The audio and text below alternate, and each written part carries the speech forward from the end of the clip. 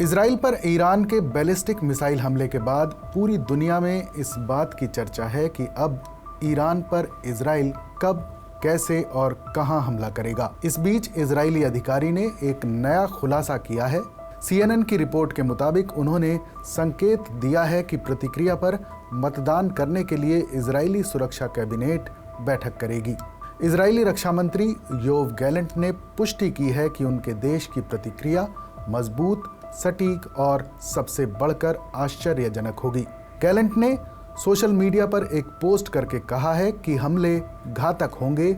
जो कोई भी इजराइल को नुकसान पहुंचाने की कोशिश करेगा उसे इसकी कीमत चुकानी पड़ेगी। वहीं व्हाइट हाउस ने पुष्टि की है कि ईरान पर हमले को लेकर वाशिंगटन और तेल अवीव के बीच चर्चा जारी है। अमेरिकी राष्ट्रपति जो बाइडेन और इजरायली प्रधानमंत्री बेंजामिन नेतन्याहू ने कॉल के दौरान तेहरान को जवाब देने को लेकर भी चर्चा की। अमेरिकी अधिकारियों ने खुलासा किया कि वाशिंगटन को ईरान के खिलाफ इजराइल के एक्शन और टारगेट के बारे में नेतन्याहू की गोपनीयता से कुछ निराशा महसूस हुई है। बाइडेन ने पिछले हफ्ते इजराइल से कहा था कि वो ईरानी तेल या परमाणु केंद्रों को निशाना बनाने से बचें, जबकि इजरायली अधिकारियों ने पुष्टि की है कि सभी विकल्प खुले हुए हैं। कुछ चरमपंथी आवाजों ने परमाणु ठिकानों के साथ साथ ईरानी राष्ट्रपति मुख्यालय और तेहरान में सर्वोच्च नेता अली खामनेई के मुख्यालय पर भी हमला करने का आह्वान किया है। दूसरी तरफ ईरानी अधिकारियों ने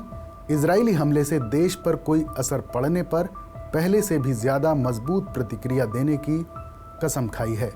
ईरानी रेवोल्यूशनरी गार्ड के सहायक कमांडर इब्राहिम जब्बारी ने कहा कि अगर हमने हाल ही में 200 मिसाइलें लॉन्च की हैं तो हम अब हजारों मिसाइलें लॉन्च करने के लिए तैयार हैं। इजराइल कोई हमला नहीं करेगा तो कोई युद्ध नहीं होगा।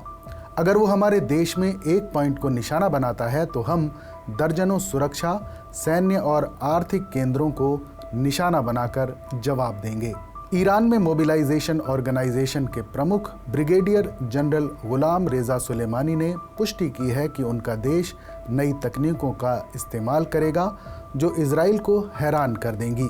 तो वहीं इजरायली सूत्रों ने संकेत दिया है कि हमले में तेल साइटों या पावर स्टेशनों के साथ साथ सैन्य ठिकाने भी शामिल हो सकते हैं। उधर बैरूत के दक्षिण और दक्षिणी उपनगरों में जंग खत्म होने की कोई उम्मीद नहीं दिख रही है, क्योंकि इजराइल ने हिजबुल्लाह के सामने एक नई शर्त रख दी है।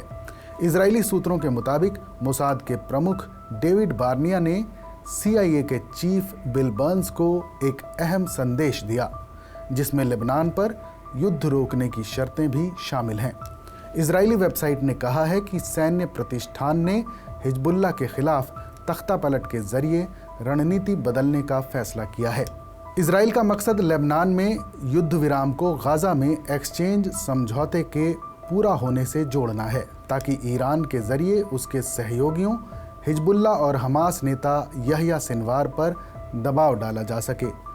खबर है कि अमेरिका फिलहाल इजराइल और हिजबुल्लाह के बीच युद्ध विराम बातचीत को पुनर्जीवित करने की कोशिश नहीं कर रहा है। हालांकि उसे डर है कि इजराइल का सीमित ऑपरेशन का वादा एक लंबे संघर्ष में बदल जाएगा।